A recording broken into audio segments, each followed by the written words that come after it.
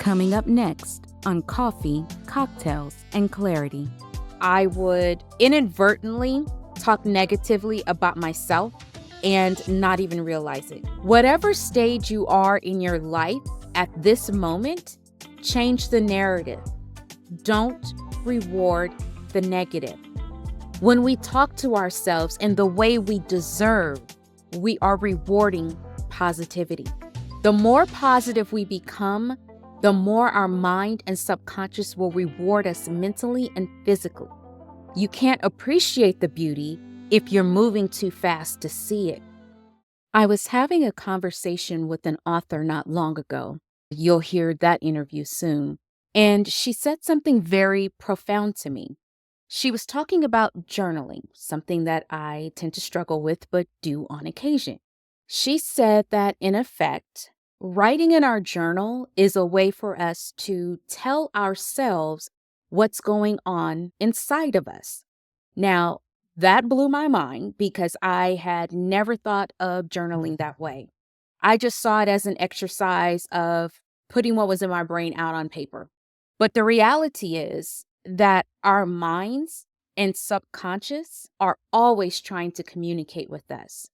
And when I realized what was being said, I knew that I had to make a change. What's up, ladies? I'm Shy Boston. It's great you found this safe space dedicated to women like us who want to have authentic conversations around everything that impacts our life, careers, and relationships. For the next few minutes, let's connect and engage more deeply with ourselves and each other. Get ready to have some coffee, cocktails, and clarity.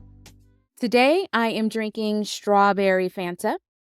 I had some Popeyes earlier. Yes, some delicious Popeyes chicken. And I have to have a strawberry Fanta when I am eating my Popeyes. I saved a little bit for this episode, so I'm going to take my sip as is tradition.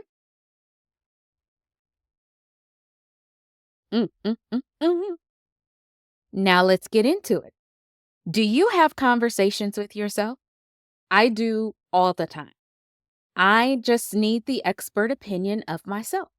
But seriously, when I talk to a lot of my sister friends and I ask them if they have conversations with themselves, most of them do, and the topics are wide-ranging. What most of us won't admit, though, is what we truly say to ourselves, even just in passing. And that got me to thinking, what are the things that I say to myself, even in passing, that my mind and subconscious then have to process? I really didn't think that I talked negatively to myself. I honestly didn't. Until I started reviewing what I had written in my journal. I found that there were times I used words like shame, defeated, frustrated, deflated, things like that. And usually they were regarding something that was done to me or the results of something I had done. I especially expressed such feelings when it came to my business and some of the challenges that I faced during some really challenging times. Then I read in between the lines and noticed that there were things I said in passing to myself that were manifested in my writings. Sometimes I'd look in the mirror and I say that I looked a mess because I didn't get my makeup put on the way that I wanted. Not reframing that as I'm a novice and still learning even at my big age. Other times I'd make comments about my health, my weight, how disappointed I might be because I didn't lose weight or that my health wasn't improving. Not even remotely giving myself credit for the efforts that I am making to make changes in those areas.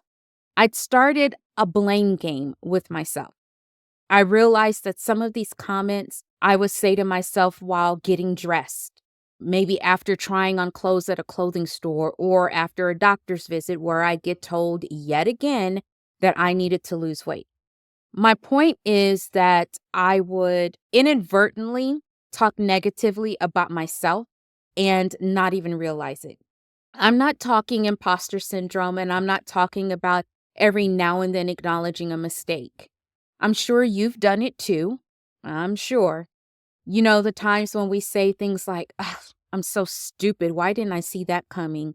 Or I hate that I can't even do, things like that. The reality is that we are criticizing ourselves. Saying negative things without even realizing it gets internalized. That ends up manifesting itself in other ways that can come out in poor mental and physical health, weight gain, destructive habits and tendencies, overworking ourselves, accepting things in a relationship we otherwise wouldn't, doting excessively on our children. We either overcompensate or overtax ourselves in some way. When I was giving this some thought, I saw a quote by someone that basically said, negative thinking is rewarded in our society. Now, there are people who get paid just to look for problems and to solve them. And there's nothing wrong with that. Many of us get paid or receive benefits if we're able to solve a problem for a company or a client. But I want us to think on a different level. Think of how many social media channels make money off of negativity, whether they're spilling the tea, spreading falsehoods and lies, or doing something extra. They are more likely to be rewarded than those who are spreading love and light, so to speak. There are those who even set out to tear down those who are more positive because there just has to be something that they're hiding. See? Negativity. I don't want us to do that to ourselves. I don't want us to reward negative thinking within ourselves no more than I want us speaking negatively to ourselves and others. I want us to change the narrative and reframe our thinking. I'm not saying it's easy. It will take conscientious effort for sure. Something you may want may not be what you need right now. You just may not know it yet. So, what can you do? Avoid talking negatively about it. Look at it from a different perspective. What lessons are you learning? Are you enjoying the ride? What discoveries have you made about your strengths?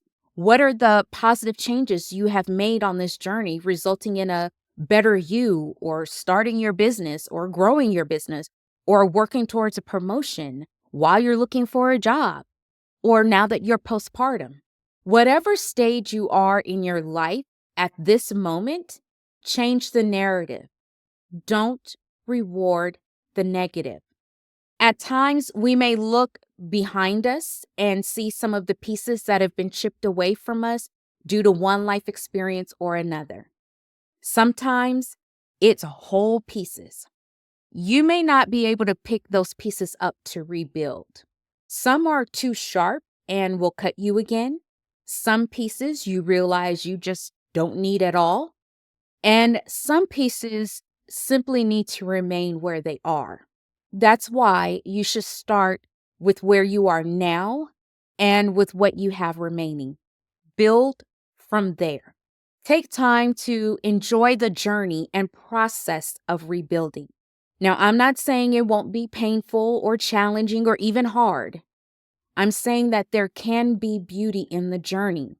If we're in a rush to get somewhere, we could be missing what's being given to us right now, which is opportunities for continued growth and self-improvement, recognizing the value of our support systems, maybe even understanding the need to slow down our pace of life, or we might have improvements in our mental and physical health.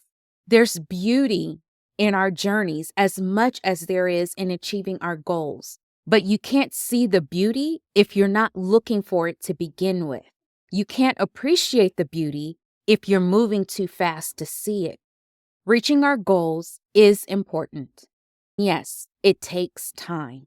While you're waiting to reach your goal, appreciate the opportunity given to us to even strive for these goals. Appreciate the time it will take and value it because you won't have it again. And there will be some wonderful lessons and experiences along the way that will help you continue to grow. As we do this, we'll uncover the positive things to say to ourselves about the journey. Let's reward positive talk about ourselves and the positive conversations we have with ourselves. We'll face many challenges. That's just the facts of life.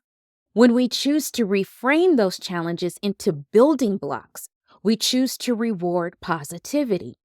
When we can stand in front of a mirror and embrace every perceived flaw, we are rewarding positivity. When we read our journals, we'll see the changes inside ourselves. There will still be some negative talk and moments, but they will be farther and fewer between. The more positive we become, the more our mind and subconscious will reward us mentally and physically. Those rewards pay off in much bigger dividends than negativity. Since we attract more of what we think and say, we'll attract more positivity into our lives. And speaking of positivity, I want to thank one of my fans who took the time to write in and let me know how much they appreciate this podcast. I am very grateful and truly humbled that you love the podcast and feel it is beneficial to you and would benefit others you know. If you're that fan from Haddonfield, New Jersey, please reach back out to me and provide me your contact information the same way you reached out before. And just put your information into the message and I will not publish it. You asked me to reach out to you, but I didn't have your contact information. So as soon as I get it, I will follow up with you. With all of that said, let's think about today's show. Let's change our personal narratives. Change our conversations with ourselves. Whenever possible, reframe the negatives into the positives. Welcome these changes and all the rewards that come with them. Thank you for taking a few minutes out of your day to chat with me. If you want to continue the conversation, follow me on social media. I'm at Shy Boston on Instagram, Threads, and Facebook. I hope you have a good rest of the day and a restful night. I'll see you next time for more coffee, cocktails, and clarity.